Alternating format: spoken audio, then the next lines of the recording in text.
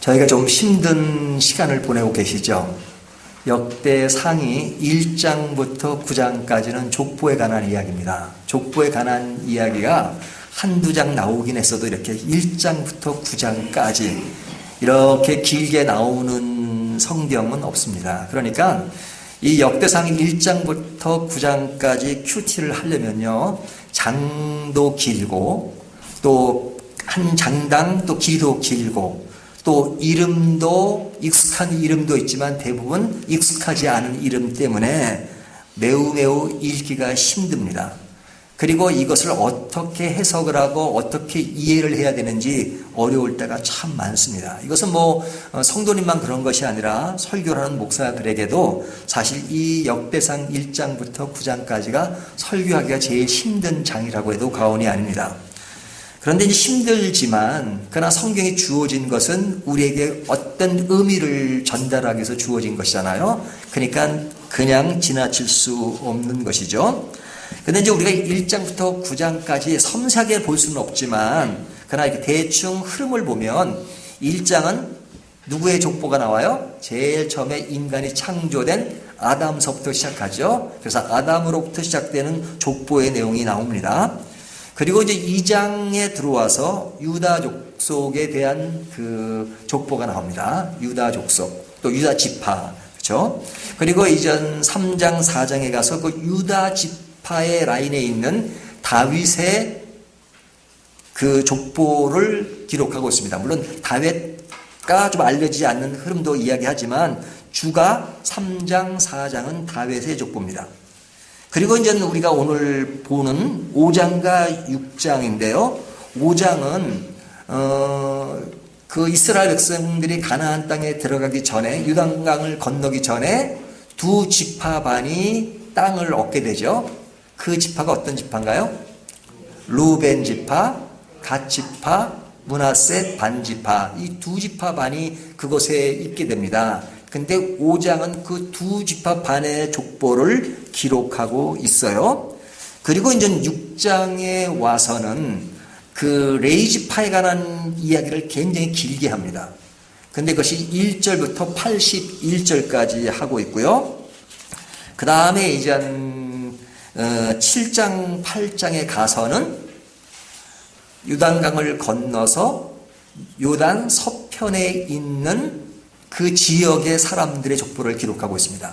그러니까 5장은 요단 동편이라면 7장은 요단 서편의 이야기를 하고 있는 겁니다. 근데 그 중간에 5장과 7장 사이에 레위 지파 이야기를 하고 있습니다. 이런 배열은 그냥 어떻게 하다 보니까 된 것이 아니고 저자의 어떤 의도가 있는 것 같습니다. 그러니까 요단 동편, 요단 서편. 근데 요단 동편과 서편에 있는 위의 사람들은 이 유다 지파를 주로 해서 역대 상하가 기록되는데 여기에 나오는 5장과 7장의 기록은 북쪽 이스라엘에 관한 것도 언급하고 있다는 것이 독특한 장이라고 할 수 있습니다. 그리고 8장에서는 특별히 베냐민 지파에 관해서 길게 나열을 하고 있습니다. 이것이 이제 족보의 어떤 흐름입니다. 이 흐름들을 조금 감지하면 족보를 이해하는데 좀 이해가 됩니다. 다시 한번 정리를 합니다. 1장은 아담의 후예들을 이야기하고 있고 그 다음에 2장 유다 지파, 3장 4장은 다윗의 흐름, 그래서 역대 왕들을 쭉 나열하죠. 그 다음에 5장은 요단 동편의 두 지파 반, 그 다음에 6장은 레위 지파, 그 다음에 7장, 8장은 유단 서편과 그 다음에 베냐민 지파를 이야기하는 겁니다. 자, 이렇게 이해를 하는 것이 굉장히 중요한데요. 그런데 우리가 이제 지금 이렇게 족보를 잠시 살펴봤지만 그 내용 가운데 어떤 부분에 이렇게 집중되어 있다는 것을 알 수 있죠. 자, 2장, 3장, 4장을 보면 유다 지파와 그 지파에 속한 다윗에게 굉장히 이렇게 얘기를 많이 하고 있잖아요. 그 내용을 길게 나열이 됐습니다. 그러니까 다윗 이야기를 주로 하는 겁니다. 그런데 6장으로 오면 6장의 이야기는 레이지파에 관한 이야기인데 그 레이지파에 관한 이야기가 결코 짧지 않습니다. 1절부터 81절까지 이야기하는 것을 보면 레이지파를 결코 가볍게 다루지 않는 겁니다. 그러니까 우리가 족보 9장까지 볼 때 다윗과 그 다음에 레이지파는 뭘 하는 사람들이에요? 성전의 일을 하는 사람이니까 성전에 집중되어서 역대상이 전개되는 것을 볼 수 있는 거죠. 자, 그러면 이 유다 지파의 다윗과 그 다음에 레이지파를 주로 이야기하는 이유는 무엇일까? 뭐 그 이유는 제가 굳이 설명하지 않아도 여러분들이 지금 계속해서 강의를 하면서 들으셔서 알고 계실 거예요. 자, 이 역대상은 언제 기록됐다 그랬죠?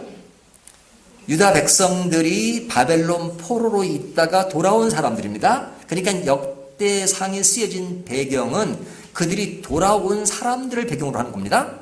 열왕기 상하는 이미 그들이 바벨론 포로 되기 전에 있었던 사람들, 너희가 하나님께 순종하지 않고 우상 숭배를 하면 너희가 심판을 받을 수 있다라고 전하는 것이 열왕기 상하 이야기라면, 역대상은 이미 심판의 과정을 끝내고 징계의 과정을 끝나고 돌아온 귀환한 그 사람들을 향해서 주는 메시지예요. 그 메시지에는 뭐가 기초로 깔려 있냐면 그들이 이미 그런 과정을 거치면서 이제는 새로운 용기를 얻고 격려를 받아서 이제 새 이스라엘을 만들어 가야 하잖아요. 근데 그들이 만들어 갈 때 어떤 것을 가지고 만들어 가야 되느냐? 열왕기 상황을 통해서는 어떤 정치적인 이야기를 많이 합니다. 그래서 열왕기상, 왕들의 이야기잖아요. 왕들의. 영어 성경 kings라고 되어 있어요. 그 책 이름이 왕들의 이야기가 추가됩니다. 그래서 유다 왕국의 20왕들, 그다음에 이스라엘 왕들의 이야기를 통해서 그 왕들 사이에 겪어지는 이야기들을 주로 하잖아요. 하지만 역대상하는 그 왕들에 대한 이야기를 주로 하는 것이 아닙니다. 그들의 어떤 이야기 흐름이 역대상을 보면 주로 다윗과 그 다음에 성전에 관한 이야기를 주로 한단 말이죠. 그리고 북쪽 이스라엘은 거의 언급을 안 해요. 예의를 거의 빼놓고 지금 유다 쪽을 대상으로 해서 그 기록이 되고 있단 말이죠. 왜 이렇게 기록하고 있는가? 그들에게 너희가 하나님의 나라를 이루려면 어떠해야 되는가 하는 것들을 새롭게 보여주는 것입니다. 그러니까 앞에서 어떤 정치적으로 왕들의 이야기를 통해서 그 나라를 어떻게 이끌어가고 그 나라 속에서 너희가 어떤 자세를 취하는 것을 기록한 것이 열왕기 상하라면, 역대상은 이제 너희가 돌아와서 정말로 너희들이 추구할 것이 무엇인가 하는 것은 하나님께 진정 순종하고 하나님이 원하시는 신앙의 길로 가는 것이 굉장히 중요하다. 너희가 실제로 나라를 지탱할 땐 정치라는 것이 필요하지만 정치해보지 않았느냐? 많은 다툼과 많은 알력이 왔다 갔다 하지만 그런 것으로 하나님의 나라를 이루는 것이 아니라 진짜 하나님의 나라를 이루기 위해서는 신앙으로 뭉쳐야 한다. 신앙으로 굳건히 다져져야 한다. 그래서 다윗의 이야기를 통해서 다윗이 어떻게 하나님을 섬겼고 하나님을 어떻게 의존했고 하나님은 다윗을 통해서 어떻게 나라를 이끌어 가셨는가를 다시 한번 살펴봐라. 그리고 하나님이 너희에게 부여한 성전이 어떤 의미를 가지고 있는가 하는 것들을 보여줌으로써 그들에게 신앙으로서 나라를 이끌어가고 너희의 어떤 개인 생활이 신앙에 굳게 다져지기를 원하기 때문에 이 역대상을 그들에게 다시 기록해 준 겁니다. 그러니까 같은 시대의 역사를 다루고 있다 할지라도 그 배경과 또 그것이 추구하는 것이 다르단 말이죠. 그래서 이 9장까지 족보에서도 사실은 그 족보의 핵심은 다윗 이야기와 성전 이야기를 하고 있는 것이죠. 자, 그런데 이제 오늘 본문에서는 지금 6장 부분은 누구 이야기를 주로 한다고 그랬어요? 레이지파 이야기를 한다고 했죠. 그래서 6장을 보게 되면 성전에서 찬송하는 자의 명단이 나오고요. 그 다음에 레인의 직무 기술에 대해서 이야기합니다. 그러니까 이들에게 어떤 성전에 사는 일들을 이해하면서 그들의 족보를 나열한 것을 보면 정말로 성전이 회복되고 단순히 성전, 눈에 보이는 성전이 아니라 그 속에서 성전이 의미하는 그 의미들을 회복해서 하나님과의 관계가 제대로 되어지는 것을 굉장히 원하는 것이죠. 이런 신앙의 회복이 되는 것이 가장 중요한 것이다라고 말씀하시는 겁니다. 자, 그런데 이스라엘 백성들이나 유다 백성들이 사실은 이런 성전의 중요성과 다윗 왕조의 중요성을 이들이 지금 와서 처음 듣는 것이 아닙니다. 이들이 바벨론에 끌려가기 전에도 이런 이야기들은 굉장히 많이 들었고 그들 스스로가 성전이 얼마나 귀하다는 것을 알고 있었어요. 이미 끌려가기 전에도 선지자들을 통해서 성전이 얼마나 중요하다는 것, 그리고 그 성전은 눈에 보이는 가시적인 성전이 아니라 그 성전을 하나님이 부여하신 의미가 무엇인지를 선지자를 통해서 계속해서 이야기를 했습니다. 그런데 그 당대의 사람들이 어떤 모습을 보였어요? 자기 옆에 성전이 있고 제사도 얼마든지 드릴 수 있는 그런 상황에 놓여 있지만 그들의 신앙이라고 하는 것이 굉장히 형식주의였고 하나님의 이름을 부르긴 했지만 우상 숭배에 빠지는 것이 그들 삶의 흐름이었단 말이죠. 그러니까 선지자들이 아우성을 친 겁니다. 너희들이 그렇게 우상 숭배에 빠지고 하나님을 제대로 믿지 않으면 하나님이 너희를 심판할 것이다. 너희가 포로로 끌려갈 것이다 하는 것들을 예언을 했어요. 그렇지만 그들의 삶이라고 하는 것은 너무 정치의 모습만 매몰돼가지고 그들의 삶이라고 하는 것은 매우 형식적이었고 그들에게 제사가 있고 예배가 있지만 형식적이었고 자기중심적이었고 그리고 그냥 자기 만족이 안 되면 우상 숭배에 빠져가지고 그릇된 길로 계속 갔던 것을 우리가 보지 않습니까? 그들의 관심은 하나님을 어떻게 믿느냐가 아니라 어떻게 하면 나라가 부자가 되고 자기들이 잘 살 수 있고 자기들이 좀 만족하는 삶을 살 수 있을까 하는 곳에 관심이 많았단 말이죠. 그리고는 삶이 엉망이었어요. 신앙적으로 엉망이었단 말이죠.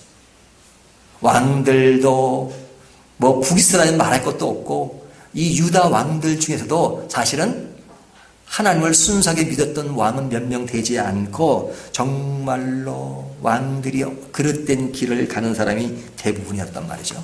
그러니까 그 당시에 그들이 신앙적으로 굉장히 황폐해진 것이죠. 결국 그들이 바벨론의 포로가 된 것은 그들의 신앙이 낮아졌기 때문에 신앙생활을 제대로 안 됐기 때문에 하나님이 예언하신 대로 그들은 포로 생활을 할 수밖에 없었습니다. 자, 그런데 오늘 장로님도 기도를 하셨지만 그들이요 우상 숭배하지 말라고 그렇게 말씀했어도 그들이 우상을 엄청 숭배했잖아요. 그런데 그들이 어디로 끌려갑니까? 이제 바벨론에 끌려가죠. 바벨론에는 성전이 있나요, 없나요? 성전이 없죠. 당연히 성전은 예루살렘에 있는 것이니까 성전이 없는 곳입니다. 바벨론에 가면 무엇이 천지예요? 우상이 쫙 깔렸습니다. 여러분 바벨론이 누구에게 망한 줄 아십니까? 다 아시죠? 페르시아에게 망하잖아요. 페르시아의 엄청난 큰 힘으로 망한 게 아닙니다. 바벨론은 스스로 무너졌습니다. 왜 무너진 줄 아세요? 바벨론 안에 있는 너무나 많은 우상 때문에 그렇습니다. 그냥 우상 숭배가 그냥 너무 지나치다 보니까 자기네끼리 그냥 어떻게 분열하고 가지고 망한 거예요. 그러니까 바벨론 하면 우상의 나라라고 할 수 있어요. 그 우상의 나라에 누가 끌려간 거예요? 하나님을 믿었던 이스라엘 백성들, 유다 백성들이 그곳에 끌려간 것입니다. 어떤 의도로 하나님이 그들을 보내셨을까? 너희들은 나보다도 우상을 좋아하니까 너희들이 좋아하는 건 내가 보내줄게. 그래서 그들이 아주 우상 천지에 갔어요. 그런데 사람들은 참 이상하죠. 야, 이스라엘 백성들이 우리는 그냥 내 고국에 있을 때는 그냥 성전이 옆에 있음에도 불구하고 우상 숭배를 했는데 여기는 우상 숭배를 마음껏 할 수 있으니까 자유다. 그렇게 좋아했나요? 아닙니다. 이 개구리, 청개구리 기질이 사람들에게 있어요. 종교심에도. 이 사람들이 바벨론에 가가지고는 사실은 우상숭배에서 멀어졌습니다. 우상숭배에서 멀어졌어요. 그러니까 바벨론에 가서는 어디를 그리워했어요? 자기 고국을 그리워했어요. 자기 땅을 그리워했어요. 그리고 자기 땅을 상징하는 것이 뭡니까? 성전이잖아요. 성전을 그리워했어요. 성전을 그리워하면서 그 밖에 나가면 널려있는 우상에 끌려가기보다는 우상을 배제한 겁니다. 그리고 하나님을 찾고 성전을 찾은 것이에요. 그러니까 그들이 바벨론에 끌려가서 신앙적으로 지금 자랐어요, 또. 하지만 그들이 원하는 성전은 옆에 없었죠. 그러니까 그들이 성전을 얼마나 많이 그리워했겠습니까? 그들이 거기서 살면서 늘 성전을 그리워했습니다. 내 족국을 그리워하고 내 조국에 있는 성전, 그리고 성전은 그 의미가 무엇인가? 하나님이 우리와의 사이를 만남을 이루시는 그런 것을 굉장히 그리워했습니다. 그래서 이스라엘 백성들이 그 포로에서 귀환해서 제일 먼저 한 일이 뭡니까? 돌아와서 성전을 재건하는 것이죠. 스룹바벨을 중심으로 해가지고 성전을 재건하고 느헤미야를 통해서 그 성전 재건에 있는 성벽을 쌓고 다 그랬잖아요. 에스라, 느헤미야, 에스더가 다 그때 상황을 얘기하는 거잖아요. 그들이 돌아와서 정말로 성전을 쌓아야 된다 하는 것을 생각했던 것이죠. 자, 이런 이야기는 너무 다 알고 있는 이야기잖아요. 너무너무 다 알고 있는 이야기입니다. 그런데 이 이야기는 당시에 그 사람들의 이야기로 끝나는 것이 아니라 이 이야기가 오늘날 우리들에게 주어진 것은 우리들의 이야기로 이 말씀을 묵상하라는 것이죠. 자, 우리는 지금 어떤 시대에 살고 있습니까? 우리가 신앙생활 하는데 굉장히 어려움을 겪습니까? 교회에 가고 싶어도 교회에 가는 것을 못 가게 하고 또 제도적으로 신앙생활 하면 억압을 하고 그 다음에 뭐 순교를 당할 만큼의 그런 어려움을 겪고 있습니까? 전혀 아니죠. 교회 가는 거 뭘 할 사람은 한 사람도 없습니다. 우리는 신앙의 자유가 있습니다. 그리고 한국 교회가 엄청나게 자랐습니다. 그래서 교회에 가면 엄청나게 많은 프로그램이 있고 그것에서는 단순히 예배만 드리는 것이 아니라 큰 교회를 가면 문화시설도 잘 되어 있습니다. 문화센터에서 할 수 있는 것도 다 할 수 있고 그리고 여러 가지로 누릴 수 있는 것이 많이에요. 뭐 주일날 한 번만 교회 갈 수 있는 것이 아니라 언제든지 교회 문이 열려 있습니다. 뭐 저희 같이 작은 교회는 뭐 이렇게 뭐 문이 뭐 닫혀 있을 때가 많지만 그러나 큰 교회들은 항상 열려 있어요. 자유죠. 예배를 드리는 것도 자유, 성경을 읽는 것도 자유입니다. 여러분 성경 읽는데 뭐 불편함이 없잖아요.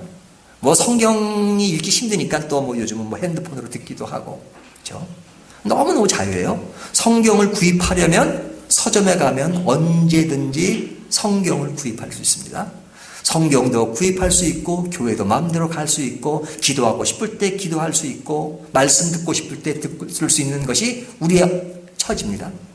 우리는 너무너무 자연스럽게 그런 것을 할 수 있어요.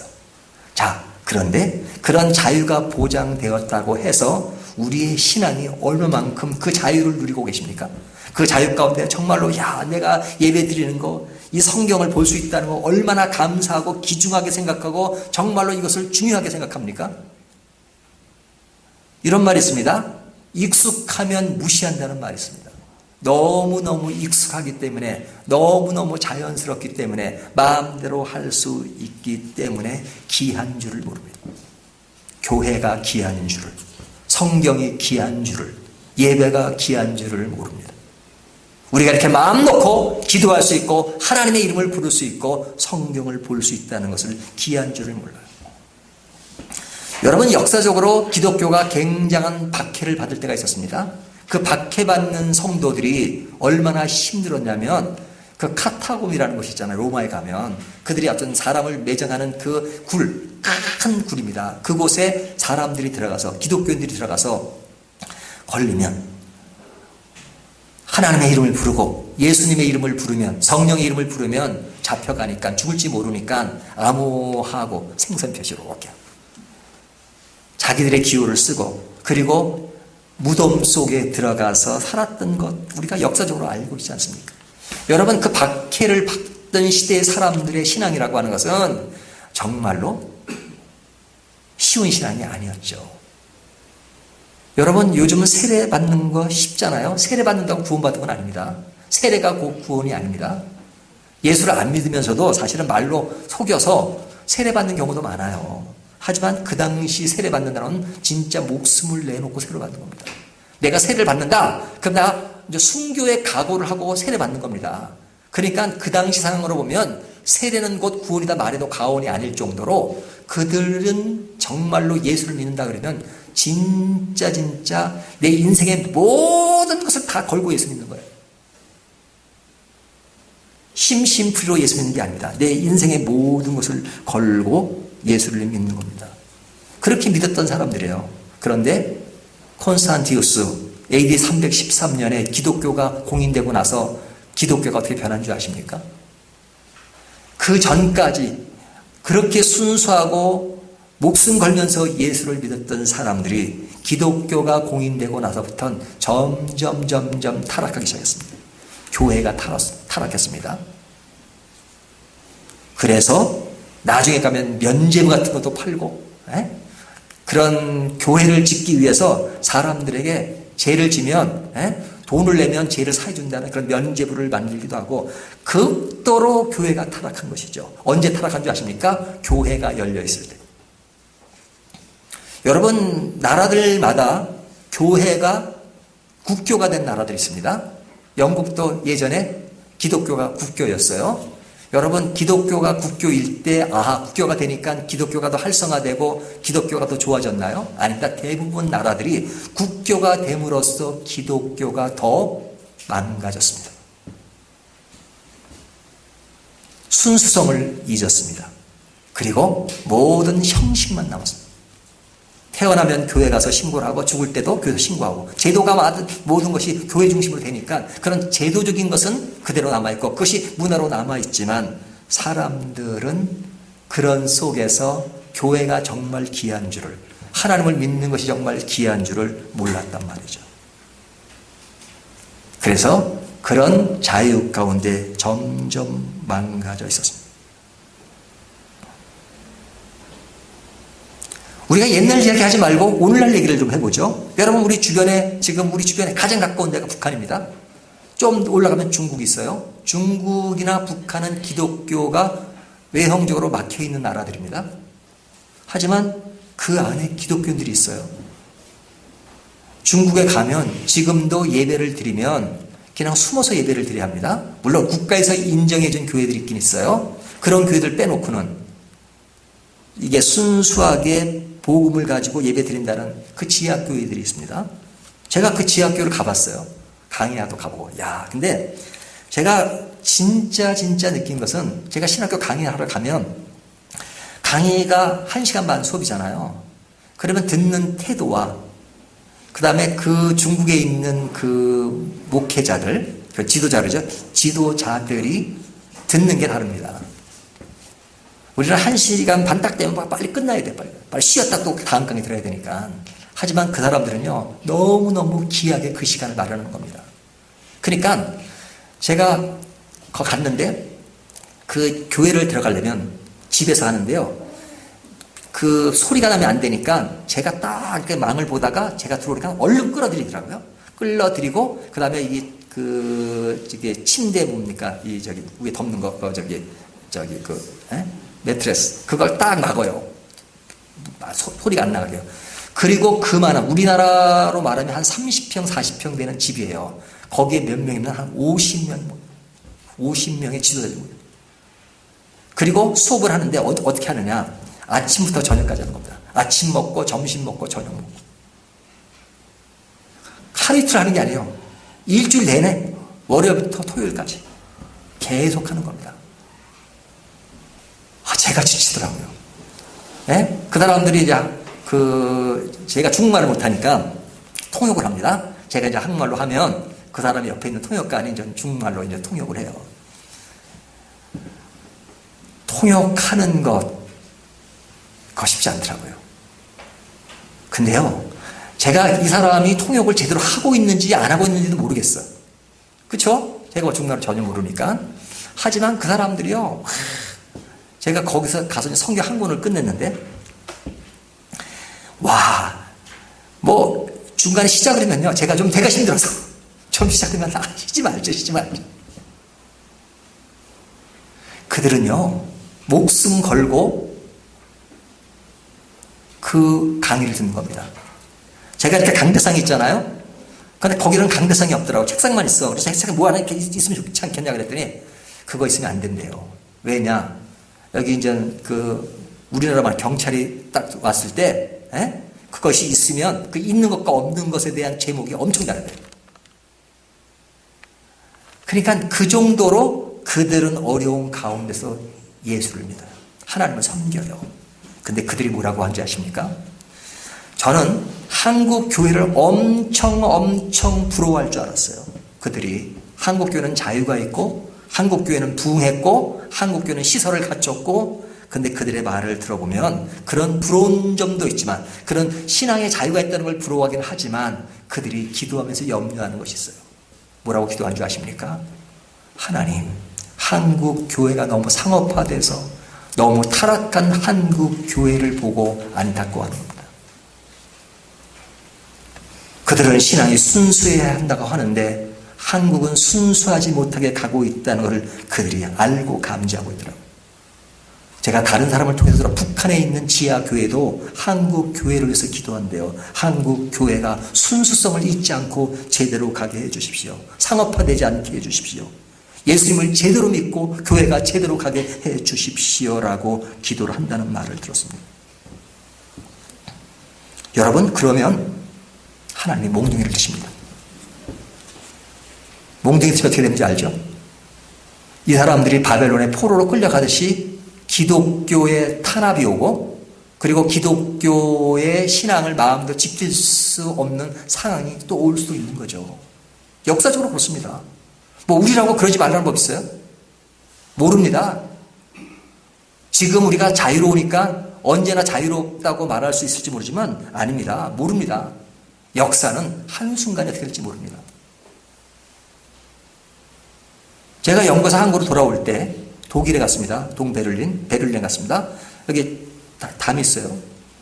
제 친구가 거기 살아가지고 거기 담에 갔습니다. 근데 얼마 전에 레건 대통령이 와가지고 거기서 한마디 했대요. 역대 대통령들이 오면 한마디가 안 돼요.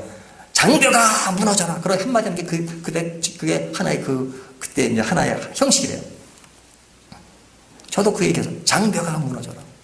근데 바로 얼마 전에 미국 대통령이 왔다 갔대요. 근데 제가 돌아오면서 한 달 후에 무너졌어요. 한 달 후에 무너질 거라고 생각했지 못하죠. 저는 뭐 평범한 사람이니까. 근데 미국 대통령이 와서 그랬다는 얘기는 미국 대통령도 그 당시에 얼마 후에 그 장벽이 무너질 줄 몰랐다는 거예요. 우리 내일을 모릅니다. 어떻게 변할지 모릅니다.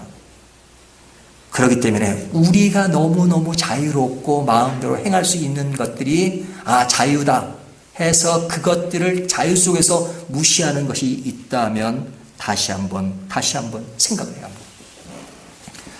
우리의 신앙이 습관적인 것은 아닌가? 우리가 익숙한 생활 속에서 예배의 귀함과 말씀의 귀함과 그런 것들을 정말로 가치 있게 생각하는가? 여러분, 성경이 번역될 때요, 번역되는 과정 속에서 순교당한 사람들이 엄청 많습니다. 성경 한 권이 만들어지기 위해서 얼마나 많은 핏값을 지불하고 성경이 만들어진 줄 아십니까? 그런데 지금은 너무 우리가 자연스럽게 생각하잖아요. 성경 너무 귀한 줄 모르잖아요. 뭐 성경 책 자체보다 그 내용을 귀하게 생각하지 않을 때가 많잖아요. 우리가 마음 놓고 말씀을 읽을 수 있다는 것, 하나님의 말씀을 들을 수 있다는 것이 얼마나 귀한 것입니까? 이 사람들이 이스라엘 안에 있을 때는 성전의 귀함을 몰랐어요. 예배의 귀함을 몰랐어요.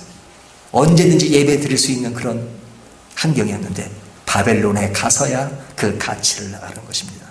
그렇다면 여러분, 바벨론에 끌려가지 않고 그 가치를 아는 것이라면 정말로 위대한 것이 아니겠습니까?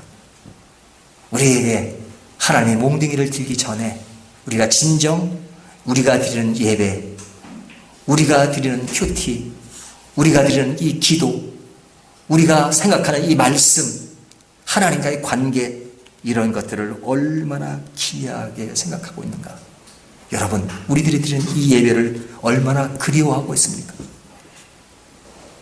얼마나 특별하게 생각하고 있습니까? 이것이 우리에게 주어진 얼마나 큰 특권이라고 생각하고 있습니까? 여러분, 이것은 정말로 귀한 것입니다. 여러분, 이것을 한번 생각해 보세요. 앞을 보지 못하는 시각장애인은 앞을 보는 것은 굉장한 것입니다. 하지만 우리는 앞을 보니까 앞을 못 보는 것을 실감나지 않잖아요. 제가 하나의 예만 하나 든다면 여러분에게 말씀드린 바가 있지만, 제가 옛날에 어디 강의를 갔다가 이렇게 운전하고 딱 오는데 기독교 방송을 딱 틀었어요. 그런데 거기 나오는 어떤 여자 인터뷰가 나오더라고요. 체조 선수. 그 체조 선수가 우리나라 유망주였는데 16대 훈련하다가 그냥 이게 온몸에 장애가 왔대요. 움직일 수 없는. 그러니까 이 사람이 얼마나 낙담을 했겠습니까? 몸을 움직일 수가 없으니까. 그래서 그냥 많은 생각을 많이 하고 많은 그런 어려움을 겪다가 이래서는 안 되겠다 싶어가지고 미국에 유학을 갔습니다. 그 몸으로. 그러니까 휠체어를 타고 그냥 움직이지 못하는 거죠. 그리고 거기서 상담학을 공부하고 아주 시합을 지나서 10대 때 그런 사람이 이제 한 30대가 돼가지고 한국으로 돌아왔습니다. 그리고 한국에 돌아와서 자기가 말은 할 수 있으니까, 몸은 움직이지 못해도 말은 할 수 있으니까 상담 일을 했대요. 근데 그 사람이 이제 어떤 사회자와 인터뷰를 하더라고요. 근데 제가 인터뷰 내용이 너무너무 그때 너무 이렇게 아주 저한테 충격이었어요. 그 내용이 뭐냐면, 당신이 만약 움직일 수 있다면, 몸이 움직일 수 있다면 제일 먼저 하고 싶은 것이 뭐냐. 그런 질문을 사회자가 하더라고요. 그러니까 그분이 뭐라고 답하냐면, 저는 죽을 때까지 내 몸이 움직일 수 없다는 것을 너무너무 잘 알고 있습니다. 하지만 만약에 내가 움직일 수 있다면 제일 먼저 하고 싶은 것은 무릎을 꿇고 기도하고 싶어요. 이렇게.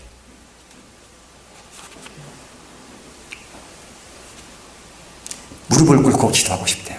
와, 그 말을 듣는 순간에 제가 운전하고 있었는데 갑자기 제 발이 움직이는가? 막 한번 움직여봤어요. 내가 이 손이 움직이는가 한번 생각해봤어. 움직이고 있어. 너무 자연스럽게 움직이고 있어요. 나는 이렇게 자연스럽게 할 수 있는 것, 아무런 부담이 없이 할 수 있는 것을 그는 평생 소원일 수 있는 거구나. 내가 무릎을 꿇을 수만 있다면 무릎을 꿇고 기도하고 싶어요. 우리들은 얼마든지 무릎을 꿇고 기도할 수 있잖아요. 근데 그것이 너무 자유로우니까 그것이 귀한 줄을 모른단 말이죠. 여러분, 우리에게 이런 자유와 이런 것이 주어졌을 때 우리가 마음 놓고 그 가치를 알고 예배의 가치와 기도의 가치와 신앙의 가치를 알고 따라갈 수 있다면 그것은 얼마나 위대한 것입니까? 여러분, 이런 것을 다시 한번 되새기면서 우리의 신앙이 이럴 때수록 더욱더 확고하게 해나가는 저와 여러분이 되시기를 주님의 이름으로 축원합니다.